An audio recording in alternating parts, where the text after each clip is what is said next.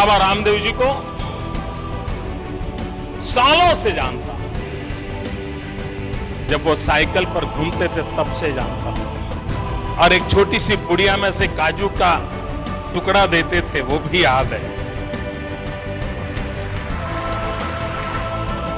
One life one mission इस देश में लगातार भ्रमण करता रहे। प्रतिदिन 1.5-2 लाख लोगों को योग के माध्यम से स्वस्थ रहने के लिए प्रेरित करते रहे। अगर बाबा रामदेव जी की ये मूवमेंट दुनिया के किसी और देश में हुई होती तो न जाने कितनी यूनिवर्सिटियों ने उस पर पीएचडी की होती।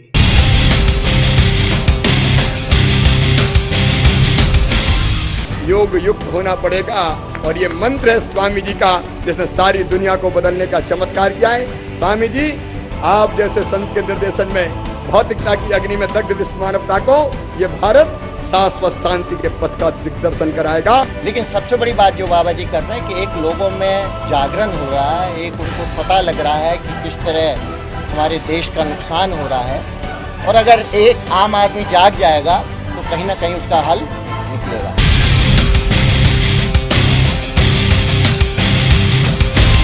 जो रास्ता बदल करके चलते हैं उस रास्ते को रोकने वाले हजारों लोग होते हैं। अरे जो व्यक्ति देश के लिए जीता हो, एक एक पल देश के लोगों के लिए लगाता हो। पतंजलि योगपीठ को बनाने के लिए हमने अपने तन मन धन और पूरी जवानी को लगा दिया है।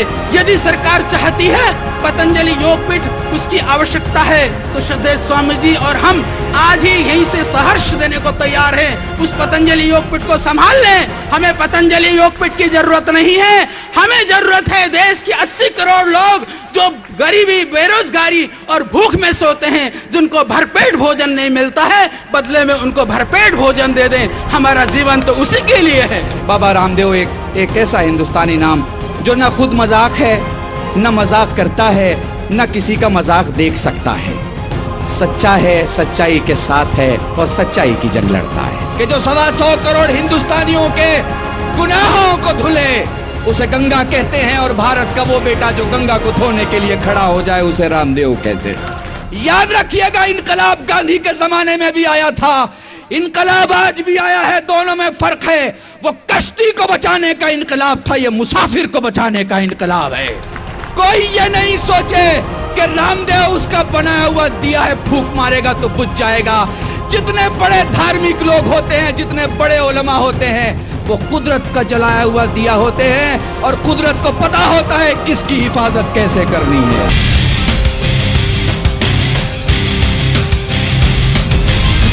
सबसे पहले भ्रष्टाचार के आवाज बाबा रामदेव ने इस हिंदुस्तान को दिया था। स्वामी जी ने विदेश में जो जमा हुआ पैसा है उसको लाने के लिए पहले उन्होंने आवाज दी थी।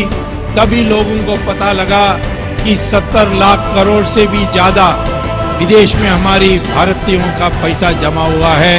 उसको वापस लाने की जो उन्होंने एक जंग का ऐलान किया, एक युद्ध का घोषणा की, इससे हम सब प्रेरित होकर के श्रद्धेय स्वामी रामदेव जी महाराज ने भ्रष्टाचार और काले धन के खिलाफ ये जो आंदोलन छेड़ा है, सारे धर्मों को, सारे लोगों को, सारे देश को जोड़ने का ये जो बीड़ा उठाया है, अब एक बहुत बड़ी उम्मीद की किरण बनी है कि अब तो देश सुधर के रहेगा। हम किसी नेता के खिलाफ नहीं है, हम भ्रष्टाचार के खिलाफ हैं, और हम चाहते हैं कि ये जो बाबा रामदेव जी ने मुहिम चालू की है, अंत में इस देश से भ्रष्टाचार समाप्त हो। मैं बहुत खुश हूँ कि स्वामी जी हमारे उड़ीसा को आए हैं। मैं फिर बोलूँगा, जो नदी 12 साल पहले शुरू हुई, एंटी करप्शन, जो दुर्नीति के अगेंस्ट नदी हमारे सुंदर उड़ीसा में आपके आशीर्वाद के साथ ज्यादा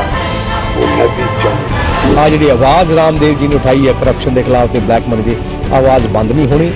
मैं स्ट्रांगली कंडेम करता है। तो बाबा जी जब जब आंदोलन करेंगे हम उनके साथ मिलकर आंदोलन करेंगे देश, और भ्रष्टाचार को रोकने वाला आंदोलन देश में जहाँ जहाँ होगा वहाँ बाबा खड़े होंगे।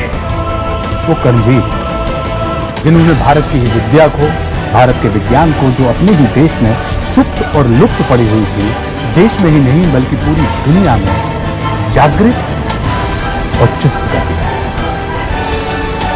योग पुरुष स्वामी रामदेव जी महाराज।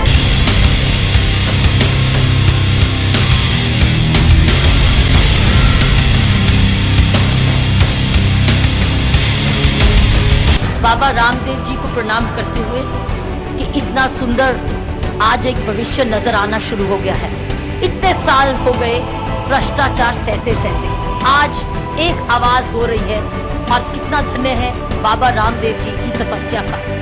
वो सारे देश में हर दिन हर जगह अपनी तपस्या लगाते हैं, योग सिखाते हैं, तंदुरुस्ती सिखाते हैं और साथ साथ भ्रष्टाचार विरुद्ध आवाज उठाते हैं। तो पूज्य स्वामी जी महाराज का ये कार्य मात्र भारत स्वाभिमान का पतंजलि योग पीठ का नहीं है, ये शहीद भगत सिंह और शहीदों के सपनों का भारत बनाने का कार्य है। आज अगर भगत सिंह होते तो निश्चित तौर पर वही काम करते जो पूज्य स्वामी जी महाराज कर रहे हैं। परम पूज्य स्वामी जी महाराज राजनीतिक भ्रष्टाचार और विदेशी कंपनियों के लूट के खिलाफ एक आंदोलन कर रहे हैं। उनकी लड़ाई देश के भ्रष्ट नेताओं के साथ साथ विदेशी कंपनियां चलाने वाले उन कॉर्पोरेट सेक्टर के लोगों के साथ भी। तब कुछ महान विभूतियां हमारे देश में प्रकट होकर के धर्म की रक्षा की और सनातन धर्म को प्रज्वलित किया। ऐसे ही आज वर्तमान समय में महाराष्ट्री मैं तो कहता हूं भगवान रामकृष्ण के एक दूसरे अवतारी हैं। सच कहता हूं सरदार पटेल के बाद कोई लौह पुरुष मैंने देखे हैं वास्तविक रूप से, लेकिन सरदार पटेल के बाद ऐसा लौह पुरुष मैंने यही देखा और कोई नहीं।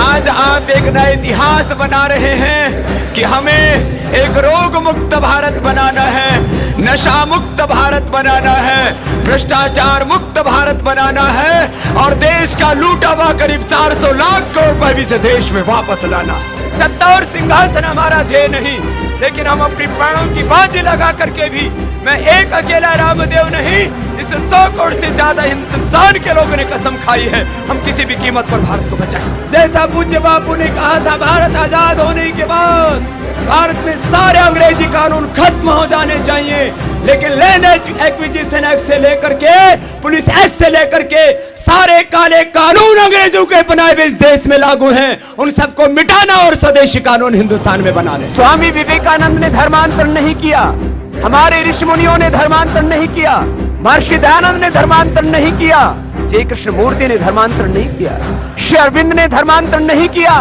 और आज मेरे भारत की ऋषि परंपरा, संत परंपरा और स्वामी रामदेव धर्मांतर नहीं करता है।